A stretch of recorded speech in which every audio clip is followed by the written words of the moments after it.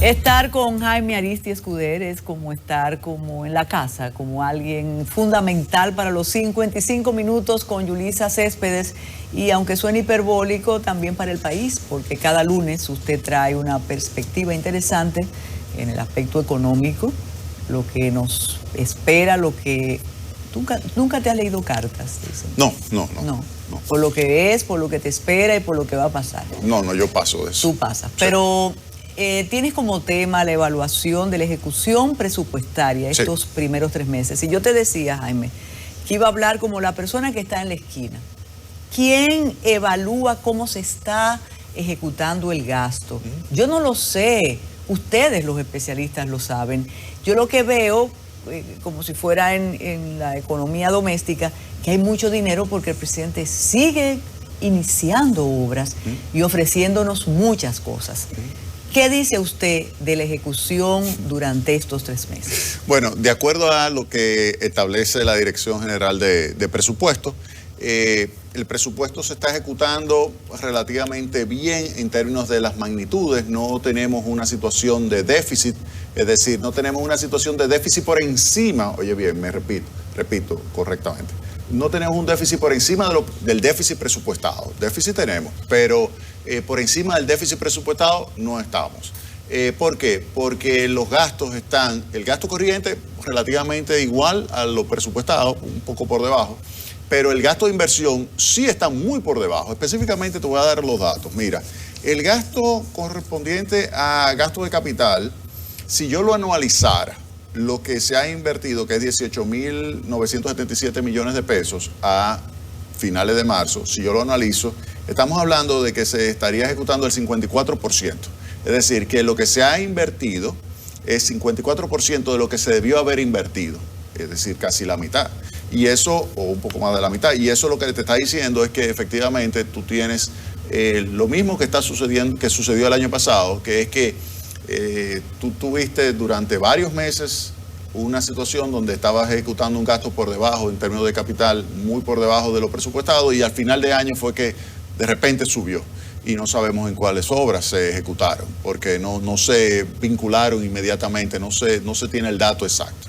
Con relación al gasto corriente, ahí tenemos que se ha ejecutado, si lo anualizo, el 96.3%. Es decir, el gasto corriente sí está bien. Ahora, si entramos a ver lo que sería la posición debido a lo que sería la reducción del gasto de capital y la mejora de los ingresos, porque los ingresos con relación al presupuesto están 5% por encima de lo presupuestado.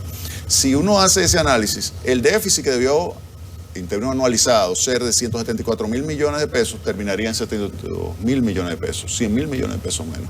¿Por qué? Porque los ingresos están por encima y los gastos están por debajo. Pero los gastos están por debajo porque no se está ejecutando el gasto de capital al ritmo que debió haberse ejecutado. Es decir, las obras están más lentas de lo que debe de ejecutarse. ¿Qué es lo negativo? Porque siempre te he escuchado con esa diferencia entre el gasto corriente y la inversión. Sí. ¿No se supone que eso implica rigor, austeridad, constreñimiento para no dispendiar el dinero público, o eso tiene otro significado, Jaime Aristi Escuder? Mira, con relación al gasto corriente, sin lugar a dudas, tú no gastar más allá de lo presupuestado, eso significa que tú te estás manejando adecuadamente. El gasto corriente, si está en un 96% de lo que debió haber sido el gasto presupuestado, eso implica que tú estás manejándolo de tal forma que no te estás desbordando y no estás gastando por encima de las posibilidades presupuestadas. Pero con relación al gasto de capital, que tú estés gastando por debajo, es un problema de ejecución.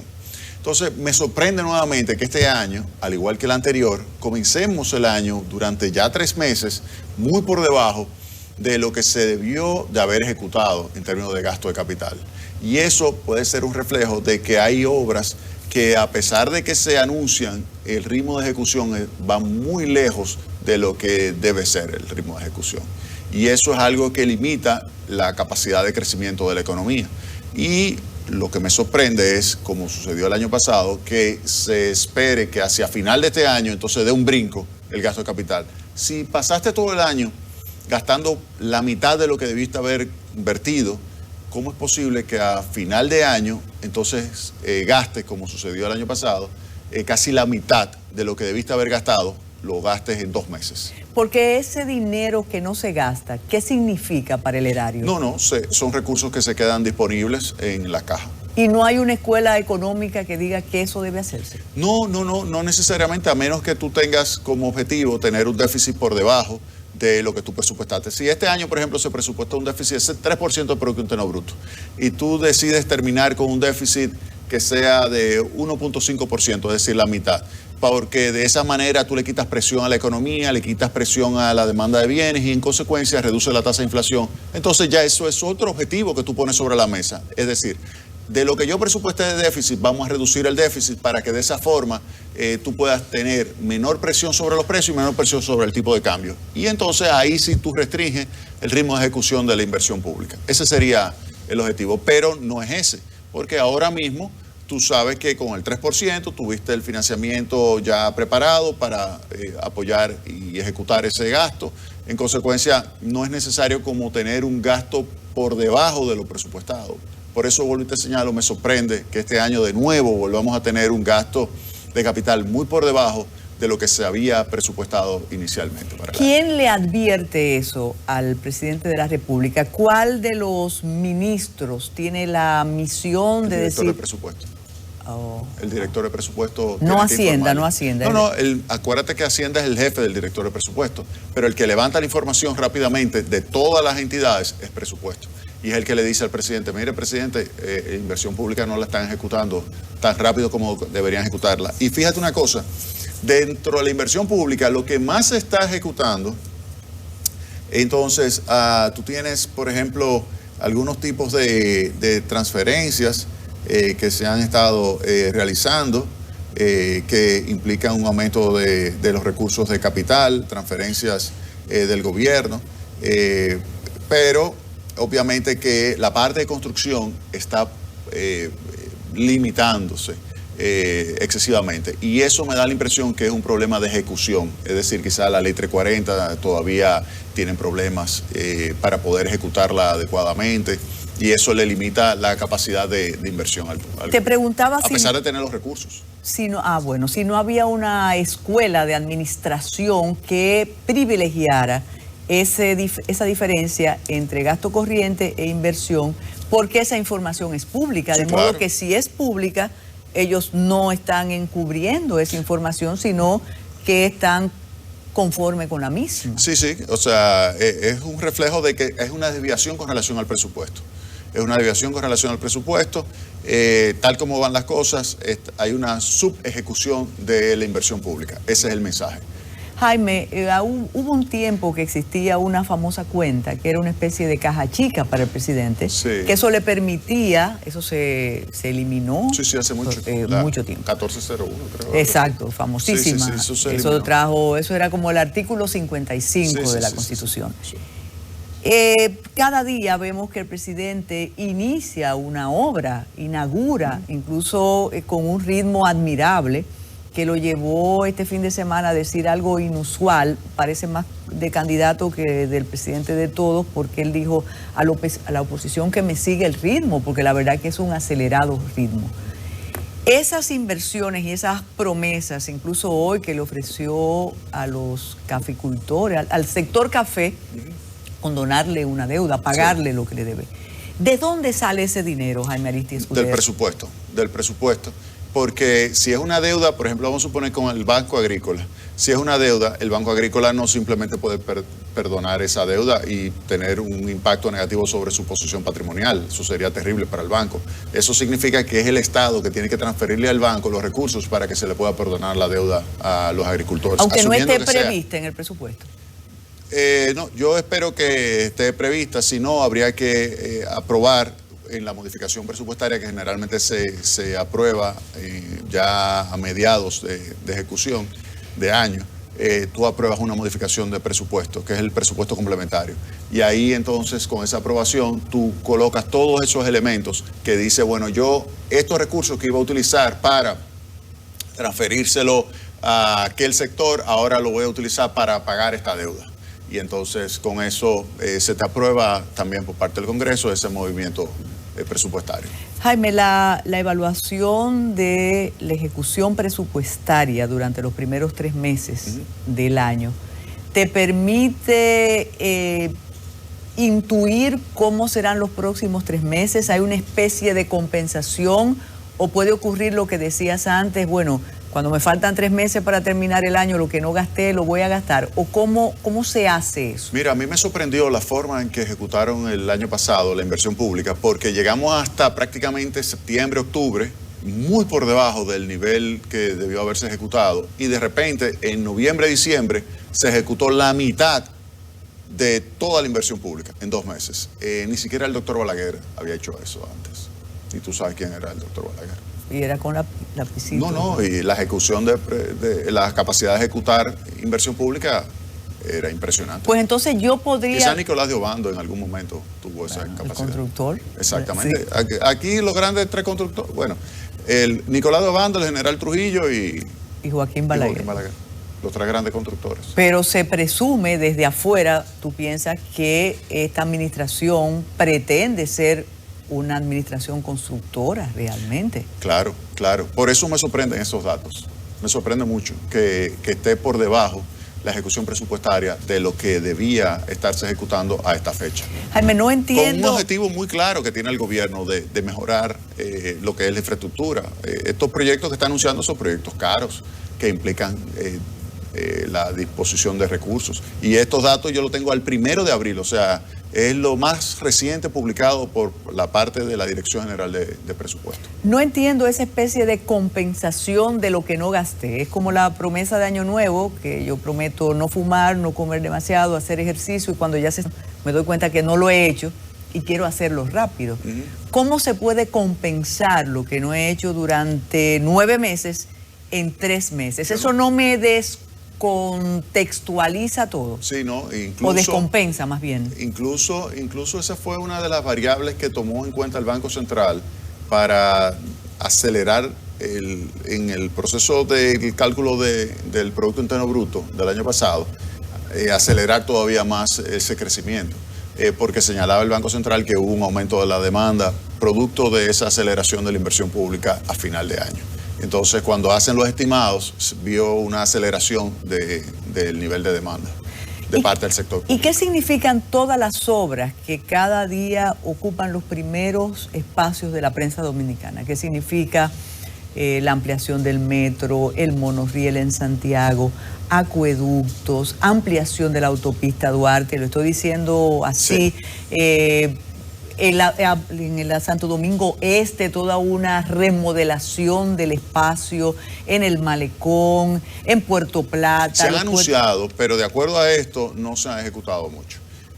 Lo que uno debe esperar es que los meses que vienen se debe acelerar la ejecución pública. Sí, se debe acelerar. Entonces hay anuncio, pero no ejecución. Por lo visto, no. Por lo visto, no. ¿Y cómo se siente eso entonces en la economía? No, que se están preparando. Me imagino que el sector privado está preparándose para ejecutar. Algo se le debe de haber desembolsado, pero no significativo cuando uno ve los números. Y lo que uno esperaría es que se acelere hacia la segunda parte de este año. O sea, que la economía ahí puede tener un aporte positivo por parte del sector público en materia de crecimiento. Porque por el lado del sector privado va a tener un impacto negativo por la desaceleración que va a provocar el aumento de la tasa de interés. ¿Compensa el sector privado la inercia del sector público? Mira, regularmente es así. El 85% del crecimiento de la economía lo explica el sector privado, siempre. Y el año pasado, hasta noviembre, llegó a explicar casi el 90%. Del crecimiento, pero con la expansión de la inversión pública de los últimos 2 meses, pues ahí se volvió otra vez como al 85%. Yo creo que este año va a suceder que en algún momento se acelere la inversión pública y entonces el sector privado puede retraerse un poquito. Durante los días más difíciles de la economía nuestra, entre turismo y remesas, tratábamos de compensar lo que ocurría. Me sorprendió una información que dice que las remesas están disminuyendo. Sí, ¿Eso tendría un impacto que se sentiría en la República Dominicana o es natural que eso ocurra por la situación de Estados Unidos? Mira, es natural que se desacelere por el hecho de que los Estados Unidos ya desmontaron su programa de ayudas sociales y muchos dominicanos recibían esa cantidad por encima de lo normal de los recursos y se los estaban mandando a sus familiares, una mayor cantidad. Pero lo que sí se ha notado es lo siguiente, que aun cuando se ha desacelerado con relación al primer trimestre del año pasado, 2021, con relación al año 2019, se ha incrementado, se ha mantenido mucho más alta. Y eso lo que significa es que tú quedaste como con un nivel mayor que la tendencia normal de remesas que tú tenías. Si tú tenías, qué sé yo, 7.000 millones de dólares, ahora te puedes quedar finalmente con 8.000, 9.000 millones de dólares que puede terminar este año. Y eso lo que te dice a ti es que la economía dominicana va a estar ahora con ese mayor nivel de remesas, recibiendo una mayor cantidad de recursos que va a traducirse en un aumento de la demanda, un aumento del crecimiento de la economía. Eso es muy positivo, la parte de las remesas. Una contingencia como los subsidios, debido a prever lo que puede ocurrir con la guerra, altera el presupuesto. Sí, claro que sí.